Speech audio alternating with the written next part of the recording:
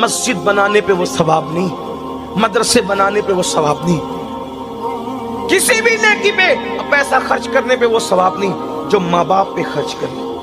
پہلے نمبر پر ہمارے مال کا کوئی حقدار ہے وہ ہمارے ماں باپ ہے۔ جیتے جی دواؤں کو بھی ترساؤ گے اور جب چہلم کرو گے موت کے بعد تو 40 دیگ پکاؤ گے جھوٹی شہرت کے لیے۔ زندگی میں ماں باپ کو کپڑوں کے لیے ترسانے والوں اور مرنے کے بعد ان کے نام پر لوگوں میں کپڑے تقسیم کرنے والوں، کس دین کی بات کرتے ہو، کس مذہب کی بات کرتے ہو؟ جیتے جی ماں باپ کو چھوڑ کر، جیتے جی تو گھر میں بھی سہارا نہیں دیا اور مرنے کے بعد ان کی قبریں پکی بناتے ہو۔ یہ کیا کر رہے ہیں ہم؟